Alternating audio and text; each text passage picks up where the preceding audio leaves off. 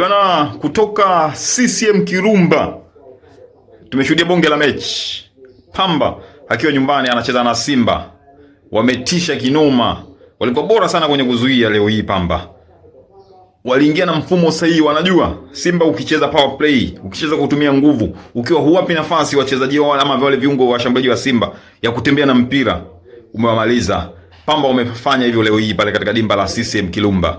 Walikuwa imara sana kwenye kuzuia, na wakienda kushambulia walikuwa wanafanya balaa. Yona Amos anatoa michomo mitatu ndani ya dakika 90. Lakini wape sifa kina James Mwashinga, amefanya kazi nzuri sana. Yes, amefunga goli nzuri, shoot kali. Hii ni moja ya mechi bora ya ligi kuu. Tunataka kuwa na ligi ya aina hii. Isiwe kusema bana si timu fulani itakuwa kushinda ishinde. No. Ligi ni mbio ndefu.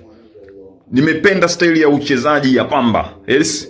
Yaani Pamba msimu huu ni moja timu bora sana. Azam alitoa sare pale. Kusije shangaa sare ya leo.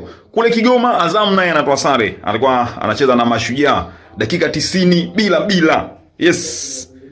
Kwa hiyo sasa tunaweza kusema bwana Yanga wapo salama. Sare yao ya jana haina matatizo makubwa kwao, kwa sababu mshindani wao ama washindani wao wameangusha alama. Kwa hiyo tunaenda kuangalia mechi zinazofuata. Lakini yote kwa yote, mechi ya Pamba na Simba ilikuwa bora sana kwa upande wangu. Lakini Pamba wapewe sifa nyingi. Wamejua kuzuia vilivyo katika huu mchezo wa leo. Wameonyesha kiwango kizuri sana kwenye safu yao ya ulinzi.